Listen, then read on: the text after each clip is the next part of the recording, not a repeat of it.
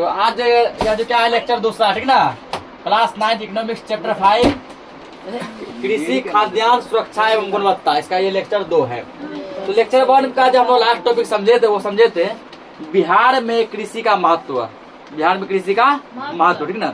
तो आज जो हम लोग इसमें समझने वाले वो है बिहार में कृषि के पिछड़ेपन का कारण, यानी हमारे बिहार में कृषि क्यों पिछड़ा हुआ, ठीक ना। हम लोग जानते हैं कि हमारा भारत जो है वो क्या है, कृषि प्रधान देश है। भारत क्या है, कृषि प्रधान देश है, ठीक ना। और हमारा राज्य जो बिहार जो है, बिहार क्या है, बिहार क्या है, कृषि प्रधान राज्य है। बिहार क्या है, कृषि प्रधान राज्य, ठीक ना। तो कृषि प्रधान राज्य होने के बावजूद भी कृषि में ही बिहार पिछड़ा हुआ, ठीक ना। क्यों, इसका क्या क्या रीजन है, क्या क्या कारण है, ठीक ना। तो बिहार में कृषि अर्थव्यवस्था का मुख्य आधार है, जिस पर राज्य की बहुसंख्यक जनसंख्या अपनी जीविका, आय तथा रोजगार के लिए निर्भर है। परंतु बिहार में कृषि की स्थिति अच्छी नहीं है, ठीक ना। बहुसंख्यक मतलब हुआ कि बहुत सारी जनसंख्या, बिहार की अधिकतर जनसंख्या कृषि पर निर्भर है, जिसका घर बार रोजगार आय, ठीक ना, टोटल चीज किस पे चलता है, कृषि पे। फिर भी कृषि का कंडीशन अच्छा नहीं है, ठीक ना। जबकि 80% जनसंख्या जो है, लगभग 70 से 80% जनसंख्या किस पे निर्भर है, कृषि पे। तो कृषि का कंडीशन समझो कि पूरा देश में सबसे उत्तम कहाँ पे होना चाहिए था, बिहार में, ठीक ना। बट फिर भी बिहार में जो कृषि का कंडीशन बिल्कुल भी सही नहीं है। क्यों, इसके क्या कारण है। तो डॉक्टर क्लाउस्टन, ठीक ना, डॉक्टर क्लाउस्टन के अनुसार, एक बहुत बड़े अर्थशास्त्री थे जिसका नाम था क्लाउस्टन। क्या नाम था, क्लाउस्टन। क्लाउस्टन के अनुसार जो है भारत में पिछड़ी जातियां तो है ही, यहाँ पिछड़े हुए उद्योग भी है, और दुर्भाग्यवश कृषि उनमें सबसे अधिक पिछड़ी है, ठीक ना। क्लाउस्टन के अनुसार जो क्लाउस्टन का कहना है कि भारत में जिस प्रकार की पिछड़ी जातियां, यानी SC ST को पिछड़ा जाति कहा जाता है, ठीक है। SC ST कैटेगरी को क्या कहा जाता है, पिछड़ा जाति कहा जाता है। तो इसके अनुसार जो क्लाउस्टन के अनुसार कि भारत में पिछड़ी जातियां तो है, यानी कि भारत में पिछड़ा जातियां तो है ही, लेकिन यहाँ पे उद्योग भी क्या है, पिछड़ा हुआ है। भारत के जाति के साथ साथ यहाँ का उद्योग भी क्या है, उद्योग भी पिछड़ा हुआ है। और दुर्भाग्य की बात यह है कि सबसे अधिक पिछड़ा है वो कृषि। सबसे अधिक क्या है, कृषि। कृषि सबसे ज्यादा पीछे, सबसे ज्यादा कंडीशन डमाडोल किसी का है, वो कृषि का है। जबकि अधिकतर जनसंख्या किस पे निर्भर है, कृषि पे। सबसे अधिक जनसंख्या कृषि पे निर्भर है, और सबसे अधिक खराब कंडीशन भी किसका है, कृषि का ही है। डॉक्टर क्लाउस्टन का उपरोक्त कथन बिहार के संदर्भ में 100% सच दिखता है ना। यानी वो जो बोले कि भारत में सबसे खराब कंडीशन कृषि का है, ये जो है 100% जो है सही दिखता है। कहाँ पर, हमारे बिहार में, जिन्हें निम्न रूप से रेखांकित किया जा सकता है। अब कुछ कारण यहाँ पे दिया गया है, चलो हम लोग कारण समझते हैं। पहले लिखेंगे यहाँ पे मुख्य बिंदु, मुख्य बिंदु। तो पिछले चैप्टर में मुख्य बिंदु कितना लिखे थे, 3 नंबर का ना। यहाँ पे हुआ चौथा पॉइंट। तो चौथा पॉइंट जो बनने वाला वो है कि बिहार में कृषि के पिछड़ेपन के कारण, मुख्य बिंदु का 4 पॉइंट होगा बिहार में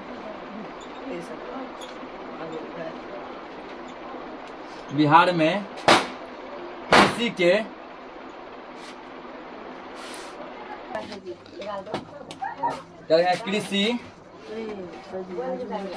बिहार में कृषि के पिछड़ेपन यानी पीछे जो, ठीक ना, पिछड़ेपन के कारण,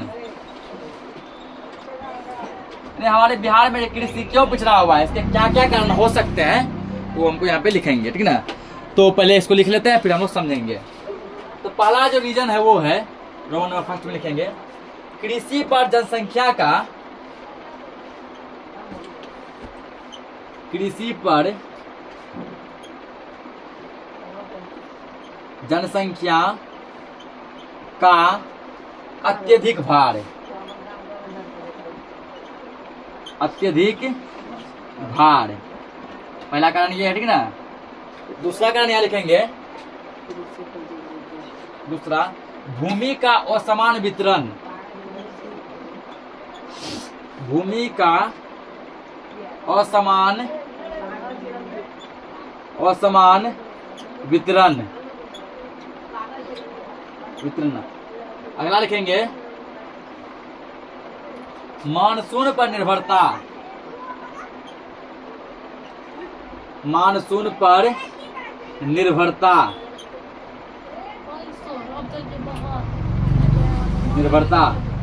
और चौथा जो रीजन है वो है बाढ़, अकाल,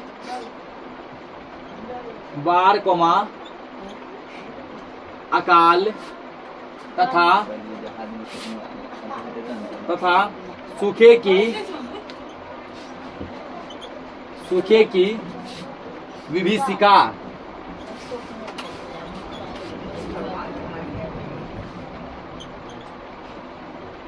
विभीषिका, ठीक है ना। उसके बाद पांचवा कारण लिखेंगे, काफी लंबा है ये टॉपिक, ठीक है ना। पांचवा कारण लिखना है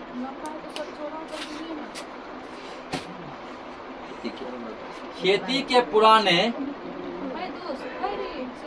हल्ला नहीं सर जी, खेती के पुराने अवैज्ञानिक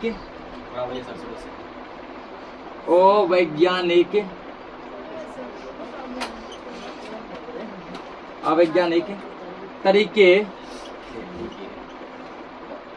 एवं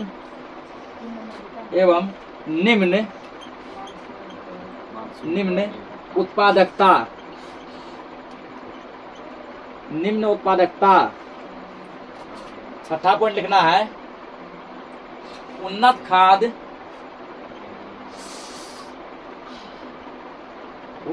खाद कोमा उन्नत बीज का अभाव।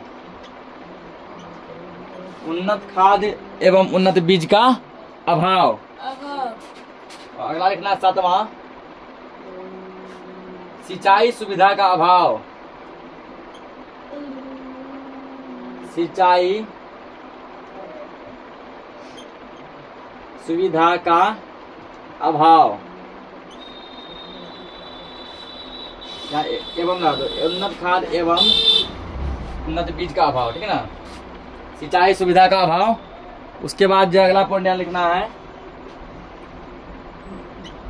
8वां नंबर पूंजी की कमी। पूंजी की कमी।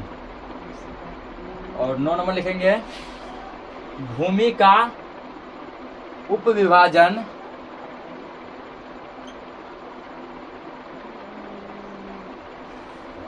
भूमि का उपविभाजन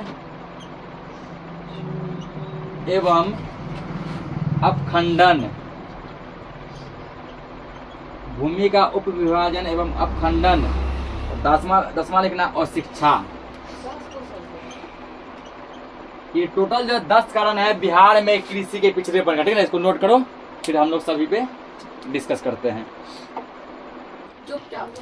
देखो, ठीक है ना, तो बिहार में कृषि के पिछड़ेपन का कारण, ठीक है ना, सब कारण समझो, हल्ला मत करो। अब पहला कारण क्या है? कृषि पर हल्ला नहीं, पहला है कृषि पर जनसंख्या का अत्यधिक भार, ठीक है ना। तो हम लोग जानते हैं कि बिहार का जो है 70 से 80% आबादी किस पे निर्भर करता है? कृषि पे। अब स्वाभाविक सी बात है, ठीक है ना, स्वाभाविक सी बात है कि किसी भी चीज पर अधिक भार बढ़ेगा तो वो चीज डगमगाने लगता है, ठीक है ना। अगर मान के चलो कि बस में जो है 60% जो बैठने का सीट है, अगर 100 बैठेगा तो क्या बस का कंडीशन डगमग होगा, बढ़िया से चलेगा? डगमगाएगा, ठीक ना। एक्सीडेंट का पूरा खर्चा बढ़ जाएगा। टेम्पो में मान लो 13% 12-13 बैठता है, 10-12 बैठता है, तुम 20 को बैठाएगा तो स्वाभाविक सी बात है टेम्पो डगमग करेगा ना। हो सकता है एक्सीडेंट कर जाए, ठीक ना, और अनहोनी को अंजाम दे दे। वही दिया है कि कृषि पर जनसंख्या का भार बढ़ गया तो क्या कृषि कंडीशन बढ़िया रहेगा, खराब रहेगा? स्वाभाविक सी बात है कि जहाँ भार बढ़ेगा, अगर मान लो पानी का जहाज पानी में तैर रहा है, अधिक भार बढ़ेगा वो डूबे करेगा ना। वही बात कृषि में इतना भार बढ़ेगा, कृषि डूब गया, कंडीशन डगमगाने लगा। भूमि का असमान वितरण। सभी किसानों के पास एक समान भूमि नहीं है। किसी के पास भरपूर भूमि है, किसी के पास जो है, ठीक ना, कि एक ध्रुवी भूमि नहीं है। उस आदमी को क्या कृषि का नॉलेज बढ़िया है, उसके पास अपना खुद का खेत नहीं है। कुछ के पास जो है, ठीक ना, खेत भरपूर है, खेती करने का नॉलेज नहीं, यूं ही भूमि पर बंजर पड़ा है, परती पड़ा है, ठीक ना। ये होता है किसी को नॉलेज पूरा है, खेत नहीं है, ठीक ना। और किसी खेत लीज पे लेता है, अब मान लो लीज पे लेता है, जितना उपजाया 50-50 लगता है ना, जिसका खेत है 50% उसको देता है, 50 खुद रखता है। यदि समझो किसी साल अब क्या हो गया, वर्षा खूब हो गया, ठीक ना, फसल मानो डूब गया, मैंने बाढ़ आ गया, डूब गया, बेचारा लीज पे लिया था, जिसका लीज पे लिया उसको भरना पड़ेगा, अपना चल जाता है, पूरा कर्ज में जाता है ना। किसी साल मान लो वर्षा होवे नहीं किया, सुखाड़ आ गया, फसल मान लो सूख गया, ठीक ना, तो जिसका लीज पे लिया उसको देना पड़ेगा, अपना बेचारा पूरा जो है कर्ज के तले डूब जाता है। वैसे भूमि का समान वितरण सभी के पास एक समान भूमि नहीं है। अगला मानसून पर निर्भरता है ना, मानसून मतलब वर्षा। यहाँ के लोग क्या करते हैं, सिंचाई का जो है मतलब सिंचाई का साधन हमारे यहाँ नहीं है, सिंचाई का साधन हमारे यहाँ नहीं होने के कारण जो है यहाँ पे लोग क्या करते हैं, किस पे निर्भर है, मानसून पे, कि वर्षा होगा तो हमारे खेतों में सिंचाई होगी और वर्षा नहीं होगा सिंचाई नहीं होगा, ठीक ना, मतलब कि वर्षा पे हम निर्भर है। इसलिए हम लोग भगवान से गौर से दुआ करते रहते हैं, हे भगवान इस साल कम से कम बढ़िया वर्षा करवा दीजिएगा, करते हैं ना हम लोग, भगवान प्रे करते दुआ करते हैं कि हे भगवान इस साल वर्षा क्या करवा दीजिएगा, बढ़िया करवा दीजिएगा, ताकि हमारा फसल क्या हो, सूखे नहीं, ठीक ना, जितना फसल को वर्षा चाहिए उतना मिल सके। और जब भगवान यदि हम पे ज्यादा खुश हो जाता है, ठीक ना, और जब भगवान हम पे क्या हो जाता है, ज्यादा खुश हो जाता है थोड़ा, तथास्तु, ठीक ना, इतना वर्षा कर पाता है, फिर परे करते हे भगवान ये क्या कर दिया, इतना भी नहीं मांगे थे लेकिन इतना नहीं मांगे थे, थोड़ा कम, ठीक ना, थोड़ा कम कीजिए, ठीक ना। तो वहाँ पे क्या होता है, बाढ़ का समस्या बनने लगता है, बाढ़ का समस्या बनने लगता है, हम लोग फिर प्रे करते हैं कि हे भगवान वर्षा आपसे मांगे थे, अब तो पूरा वर्षा मैडम ही भेज दिए, ठीक ना, केवल वर्षा मांगे थे, वर्षा मैडम को नहीं बुलाए थे। तो इसी वजह से कहता भी ठीक ना कि आज जो है सूरज दादा क्या है, छुट्टी पर है, और वर्षा मैडम क्या कर रही है, एक्स्ट्रा क्लास ले रही है, ठीक ना। तो वही यहाँ पर जो है हम लोग किस पे निर्भर है, मानसून पे निर्भर है, ठीक ना, जिसके करके मानसून क्या करता है, देखो मानसून कभी क्या करता है, हमारे फसल को पूरा इतना बढ़िया ले जाता है, ठीक ना, कि मतलब जितना फसल को चाहिए वर्षा उतना ही होता है, तो हम लोग फसल बढ़िया होता है। कभी क्या होता है, ठीक ना, कभी क्या होता है कि वर्षा जितना चाहिए उससे कम होता है, तो हम लोग फसल सूख जाता है। कभी वर्षा जरूरत से ज्यादा हो जाता है, फसल डूब जाता है। अगला क्या दिया है, बाढ़, अकाल तथा सूखे की स्थिति, तो वही पॉइंट को फिर दोहरा दिया गया। कभी इतना वर्षा होता है, क्या हो जाता है, बाढ़ आ जाता है, फसल डूब जाता है। कभी इतना कम वर्षा होता है, क्या हो जाता है, सुखाड़ आ जाता है, फसल सूख जाता है, ठीक ना। कभी क्या होता है ना, वर्षा होवे नहीं करता है, सब अकाल आ जाता है, मतलब भूखमरी आ जाता है। अकाल मतलब क्या होता है, भूखमरी आ जाता है ना, यानी कि अपना क्या खाएंगे वो भोजन तक नहीं जुट पाता है, ठीक ना, तो खेतों में क्या पैसा लगाए, इतना अकाल आ जाता है, खेत में पैसा क्या लगाएंगे, खुद खाने के लिए कुछ भी नहीं है, ठीक ना, ऐसा अकाल आता है। उसका क्या, खेती के पुराने अवैज्ञानिक तरीके एवं निम्न उत्पादकता, हम लोग आज भी पुराने तौर तरीके से खेती करते हैं। हमारे परदादा छेड़दादा, ठीक ना, जिस तरीके से खेती क्या करते थे, हम लोग भी उसी पद्धति को आगे लेके जा रहे हैं, ठीक ना, तो नया टेक्नोलॉजी अपना ही नहीं रहे।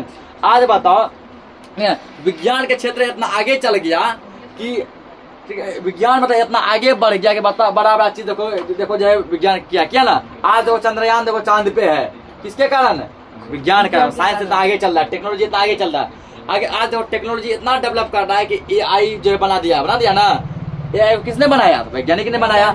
और आज देखो AI इतना स्ट्रॉन्ग है, ऐसा कोई काम नहीं है जो AI नहीं कर सकता। लगभग समझो 60 से 70% काम AI अभी कर दे रहा है, और ऐसा अनुमान लगाया जा रहा है, ठीक ना, 20-30 साल बाद 50 साल बाद एक ऐसा समय आएगा कि हर एक क्षेत्र में AI का दबदबा रहेगा, ठीक ना, कहता है ना दबदबा था, दबदबा है, दबदबा बना रहेगा, ठीक ना, ऐसे AI का क्या रहेगा, दबदबा रहेगा, हर एक काम AI करेगा। कंप्यूटर तो होगा लेकिन उसको चलाने वाले इंसान नहीं होंगे, कौन चलाएगा, AI चलाएगा, ठीक ना। कार बस तो होगा, ठीक ना, लेकिन उसको चलाने वाले ड्राइवर नहीं होंगे, उसको AI चलाएगा, ठीक ना। अभी भी देखो विदेशों में, भारत में इतना है और सर भारत में भी होगा, कंफर्म नहीं है, विदेश में बहुत सा ऐसा होटल है, रेस्टोरेंट है, ठीक ना, जहाँ वेटर नहीं है, जो खाना परोसता है ना, खाना देने के लिए वहाँ ना वेटर नहीं है, कौन है, रोबोट है, रोबोट खाना देता है, ठीक ना। तुम जैसे जाएगा रोबोट तुम्हारा ऑर्डर पूछेगा, सर क्या लीजिएगा, तुम रोबोट को लिख के दो, ठीक ना, उसके बाद रोबोट तुमको खाना ला के देगा, रोबोट तुमको पर्सन देगा, ठीक ना। यानी कि वेटर वाला काम कौन करता है, रोबोट करता है। रोबोट क्या, एक AI है, ठीक ना। ऐसा अनुमान लगाया गया है 20 साल 30 साल 50 साल वाले एक ऐसा समय आएगा हर क्षेत्र में AI का जलवा होगा, ठीक ना। तो उस समय देखना इंसान का कंडीशन और डगमगा जाएगा, ठीक ना। तो इसलिए AI को थोड़ा कम करना पड़ेगा, AI को थोड़ा कंट्रोल करना पड़ेगा, क्योंकि अभी देखो जब जो है AI इतना कम है तो इतना आदमी बेरोजगार है, ठीक ना। एक समय ऐसा आएगा कि तुम्हारा पूरा जो टोटल डिग्री सबसे अधिक भाव बिकेगा, क्योंकि तुम्हारा डिग्री कोई काम करने नहीं रहेगा, सब काम कौन करेगा, AI। तुम मान लो 10 लाख 12 लाख खर्चा करके मान लो तुम BCA किया, बैचलर ऑफ कंप्यूटर एप्लीकेशन, ठीक ना, लेकिन जो है ये काम कौन कर दे रहा है, AI फ्री में कर दे रहा है, ठीक ना। तो आप BCA का डिग्री जो है पूरा मिट्टी में मिल गया। उसके बाद तुम जब बीटेक पर टेक्नोलॉजी का काम किया, मैकेनिक तुम इंजीनियर बना, ठीक ना। लेकिन अब जो है बड़ा टीवी हो या फिर कोई भी हो, बस हो, स्कूटर हो, कार हो, सबको AI ठीक कर देता है। तुम्हारा मैकेनिकल डिग्री बर्बाद चला गया, ठीक ना। उतना पैसा तुम कर्ज ले लेकर पढ़ाई किया, लेकिन वो सब क्या हो गया, बर्बाद चला गया। अब तुमको कर तुम चुका हो, कहा चुका है, जो तुमको जॉब मिला नहीं है, जॉब तुम्हारा बदले जॉब AI कर रहा है फ्री में, ठीक ना। उसके बाद तुम 2 साल 3 साल का बाहर रह के किसी काम का तुम एक्सपीरियंस तो सिलाई का काम सीखा बहुत मेहनत से, ठीक ना। AI उसको फ्री ऐसे कर रहा है, ठीक ना। तुम ड्राइवरिंग सीखा, बहुत बढ़िया सीखा, ठीक ना। उसके बाद AI गाड़ी ऐसे चल रहा है। अभी भारत में ही बहुत ऐसा गाड़ी है, ठीक ना। और जापान समय भर के ऐसा गाड़ी है जो बिना ड्राइवर के चलता है, अपने आप चलता है, ठीक ना। उसको चलाने के कोई ड्राइवर नहीं चाहिए। और ड्राइवर जो है ठोक सकता है, लेकिन AI कभी मिस्टेक नहीं करता है। इसलिए कंप्यूटर जब तुम लोग को पढ़ाया था, ठीक ना, तो या फिर जिस भी बच्चे पढ़ाया गया उसमें बताया था, ठीक ना, कि इंसान गलती कर सकता है, ठीक ना, लेकिन कंप्यूटर कभी भी गलती नहीं करता है। यानी कि एक कंप्यूटर डज नॉट मिस्टेक, मतलब वो मिस्टेक करता ही नहीं है, लेकिन जो है इंसान गलती कर देता है। कंप्यूटर वही करेगा जो तुम उसको जो है सजेशन देगा। अभी बहुत सा ऐसा देश है जो सब डेवलप कंट्री है जहाँ पर कि बस जो चलता है ना वो अपने आप चलता है, बिना ड्राइवर के चलता है, ठीक ना। इसमें AI जनरेट है, ठीक ना, रोबोटिक है, वो अपने आप चलता है। और वो कहे उसके द्वारा कह देगा, उसको आगे पीछे ठोक देता है, ठीक ना। जो ड्राइवर वाला बस है, जो ड्राइवर चलाता है, वो आके पीछे से उस AI वाला बस को ठोक देता है, लेकिन AI वाला बस किसी को नहीं ठोकता है। वो अपने जो ना भीड़ के अनुसार स्पीड को कंट्रोल करता है, कहाँ कितना स्पीड चाहिए उतना स्पीड को रखता है, ठीक ना। उसके बाद वो अपने जो ना बहुत दूर से ही क्या करता है, उसमें सेंसर लगा होता है, इतना हार्ड पावर का कैप्चरिंग वाला सेंसर लगा होता है, बहुत दूर से कैप्चर कर लेता है कि इस जगह से हम निकल पाएंगे कि नहीं निकल पाएंगे, ठीक ना। अगर लगता है निकल जाएंगे, ठीक ना, तो कंप्रोमाइज करके निकालता है, नहीं तो गाड़ी के पीछे लगा देता है। मतलब कि इस प्रकार वो चलाता है कि उसके द्वारा एक भी एक्सीडेंट नहीं होता है। पीछे जाके उसमें ठोक देता है, बगल से उसमें ठोक देता है, लेकिन वो जो है वो गाड़ी जिसकी AI द्वारा चल रहा है, जो रोबोटिक जो गाड़ी है बिना ड्राइवर का जो चलता है, वो किसी को नहीं ठोकता है, उसमें ठोक देता है, ठीक ना। सोचो क्या, तो आदमी जो है ऐसा उसको रखना चाहेगा जो किसी को एक्सीडेंट ना करवाए, कि जिससे एक्सीडेंट हो उसको रखना चाहेगा। तो स्वाभाविक जो एक्सीडेंट ना करवाए, ठीक ना, तो AI वहाँ भी दर्द दिखा देगा। तो हम लोग उसका टीचर, आज वो टीचर पढ़ा रहे हैं, उसके बाद जो रोबोट पढ़ाएगा, ठीक है ना, और टीचर से बेहतर पढ़ाएगा, उससे बेहतर एक्सप्लेन कर पाएगा, ठीक ना। उसके बाद किसी भी चीज को गलती नहीं कर पाएगा। टीचर के बाद थ्योरी पढ़ाता है, वो भी प्रैक्टिकल करके दिखाएगा। तो स्टूडेंट उससे पढ़ना चाहेगा कि टीचर से पढ़ना चाहेगा, स्वाभाविक उससे पढ़ना चाहेगा, ठीक ना। तो हर जगह आदमी क्या हो जाएगा, बेरोजगार हो जाएगा। आज खेती को किसान करता है, उसके बाद AI करेगा, ठीक ना। AI जितना अभी चल रहा है ना, अगर इसको इतना तक सीमित रखा जाए, मेरा ये सजेशन है, ठीक ना, इतना तक सीमित रखा जाए तो बहुत भलाई है, ठीक ना। अगर ये और डेवलप किया, यदि विकसित किया, ये इंसानों के लिए बहुत बड़ा घातक बन जाएगा, ठीक ना। AI का जो है राज्य आ जाएगा, ठीक ना। जैसे था ना पहले अंग्रेजों का राज्य, उसी प्रकार है ना, देश हो विदेश हो, हर जगह किसका राज्य हो जाएगा, AI का। AI इंसानों पर राज करेगा और इंसान उसका गुलाम रहेगा, ठीक ना। ऐसा हो जाएगा, हर जगह इंसान बेरोजगार हो जाएगा। तो करे जो पॉइंट हम लोग पढ़े वहाँ समझते हैं। तो खेती के पुराने और वैज्ञानिक तरीके थे भाई, जो हमारे दादा परदादा जैसे क्या करते थे खेती, हम लोग उसी तरीके से कर, नया कुछ टेक्नोलॉजी लगा ही नहीं रहे। बता, इतना टेक्नोलॉजी वाला समय में जो है हम लोग कुछ टेक्नोलॉजी नहीं लगा रहे हैं। अगर देखो, उन्नत खाद एवं उन्नत बीज का अभाव हमारे पास बिहार में, ठीक ना, आज भी जो है उत्तम प्रकार का खाद नहीं है, ठीक ना। हम लोग आज भी जो ना वही खाद का उपयोग करते हैं जो हमारे दादा परदादा सिखा कर गए थे, कि यूरिया यहाँ लगता है, ये यहाँ लगता है, ठीक ना। हमारे दादा परदादा वही डाले थे, पिताजी वही डाले थे, हम लोग भी क्या कर रहे हैं, वही डाल रहे हैं। हमारे पास उन्नत बढ़िया क्वालिटी खाद नहीं है, उत्तम क्वालिटी का बीज नहीं है, मोटा मोटा ऐसा बीज नहीं जो कि मोटा मोटा अनाज दे, ऐसा बीज नहीं है हमारे पास। वही जैसे घटिया सा बीज मेरे पास है, घटिया सा खाद है, जिसके कारण अब तुम बीज लगाया घटिया, फसल कैसा निकलेगा, घटिया निकलेगा। खाद देगा तुम सस्ता खराब क्वालिटी का, तो फसल कैसा होगा, उसी क्वालिटी का होगा। सिंचाई सुविधा का भारी ना, हमारे पास सिंचाई की भी कमी है। हम लोग ये पॉइंट पहले ऊपर यहाँ समझा चुके हैं। हम लोग सिंचाई के लिए किस पे निर्भर रहते हैं, मानसून पे, वर्षा पे निर्भर रहते हैं ना। भगवान करते रहते हैं कि वर्षा बढ़िया होगा सिंचाई बढ़िया होगा, वर्षा बढ़िया नहीं होगा सिंचाई बढ़िया नहीं होगा। सिंचाई की सुविधा मेरे पास है ही नहीं, ठीक ना। जैसे और सब जो है राज्य में या और सब देश में कुआं द्वारा सिंचाई किया जाता है, नहर द्वारा होता है, तालाब के द्वारा होता है, वर्षा द्वारा होता है, और बहुत चीज सिंचाई का बहुत साधन होता है। लेकिन हमारे यहाँ कुछ नहीं होता, ठीक ना। हम लोग मानसून में निर्भर करते हैं, वर्षा पर निर्भर करते हैं ना। क्या हम लोग सिंचाई जो कुआं से, तालाब से, नदी से करते हैं, नहीं करते हैं। और जब वर्षा जब कम होता है तो हम लोग क्या करते हैं, बोर्डिंग लगवा कर सिंचाई करवाते हैं, पैसा खर्चा करके। अगला क्या दिया, पूंजी की कमी। अब कुछ किसान ऐसा है जो पढ़ा लिखा है, ठीक ना, यानी जो शिक्षित किसान है, पढ़ा लिखा है, लेकिन बेचारे के पास पूंजी नहीं है। तो पढ़े लिखे होने के बावजूद भी जो है वो अच्छा तरीके से खेती नहीं कर सकता, क्योंकि पूंजी उसके पास नहीं है। अब हम लोग क्या करते हैं, कर्ज लेके करते हैं, अपना खुद का पूंजी नहीं है, मतलब कर्ज लिए, कर्ज लेकर मतलब खेती किए। और संयोग से मान के चलो वर्षा इतना हो गया कि हमारा खेती पूरा फसल क्या हो गया, डूब गया, ठीक ना। और डूब गया, अपना तो कुछ पूंजी था ना, अपने जो है हम लोग भूखे मर रहे थे, खाने के लिए मर रहे थे ना, खाने की तरस रहे थे। तो एक काम सुझा हो, खेती करते हैं, ठीक ना, थोड़ा कंडीशन सुधार होगा। अपना कंडीशन पहले डगमग था, ऊपर से कर्जा ले लिया और, ठीक ना, तो कर्ज की तरह डूबे रहता है आदमी। भूमि का उपविभाजन एवं उपखंडन। उपविभाजन मतलब हुआ, ठीक ना, कि जैसे मान लो पहले तुम्हारे पास खुद ही पहले 2 कट्ठा भूमि था या 1 कट्ठा जमीन था, ठीक ना, 1 कट्ठा कितना जमीन था, मान लो 1 कट्ठा। अब तुमको 2 या 4 बेटा हो गया, मतलब 4 बेटा हो गया, ठीक ना। 1 कट्ठा जमीन अपने खेती के लिए बहुत कम होता है, लोगों के पास यहाँ मतलब 10-10 बीघा 100-100 बीघा कम होता है ना।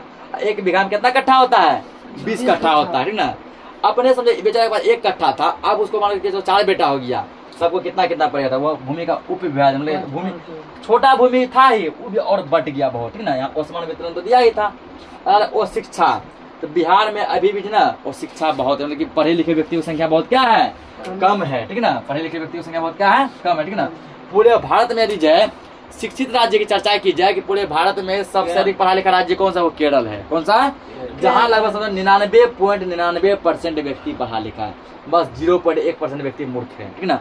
और यदि पूछेगा साक्षरता दर में, शिक्षित के मामले में, साक्षरता के मामले में सबसे जो है ना नीचे वाला राज्य कौन सा है, बिहार है, ठीक ना। बिहार में शिक्षा दर बहुत कम है, ठीक ना, बिहार नीचे स्टॉप करता है, वो शिक्षा भी है। ये सब इसका मुख्य कारण अब हम लोग आगे समझते हैं। देखो अगला है, बिहार में कृषि के पिछड़ेपन को दूर करने को उपाय, नहीं कृषि तो पिछड़ापन तो है ही, और क्यों है जान गया, 10 कारण था, ठीक ना। अब जो है क्या हम लोग उसको ऐसा ही रहने दे सकते हैं, नहीं। ऐसा रहने देंगे तो हम लोगों का स्थिति जो है बद से बदतर हो जाएगा ना, कंडीशन और जो डगमगा जाएगा, डगमगाया हुआ तो है ही, और ज्यादा डगमगा जाएगा। तो इसके कंडीशन में क्या करना पड़ेगा, हमको सुधार करना पड़ेगा, ठीक ना। तो सुधार कैसे करेंगे, तो सुधार करने के कुछ कारण देखो कैसे दूर करेगा। पहला लिखो, जनसंख्या नियंत्रण। जनसंख्या नियंत्रण। सेकंड लिखेंगे सुनिश्चित सिंचाई व्यवस्था। सुनिश्चित सिंचाई व्यवस्था। उस पर अगला लिखेंगे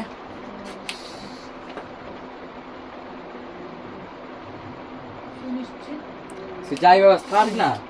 नेक्स्ट लिखना है बाढ़ नियंत्रण।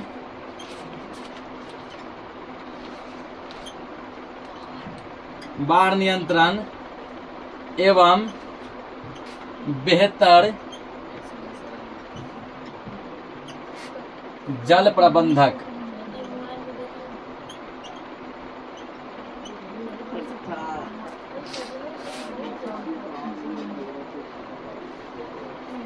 अगला लिखो, अगला लिखेंगे उन्नत,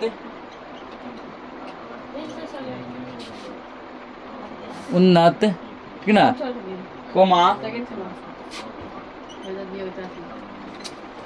बेहतर कृषि तकनीक का प्रयोग।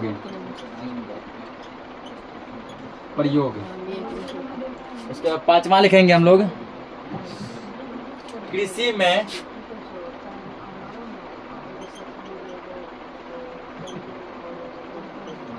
में संस्थागत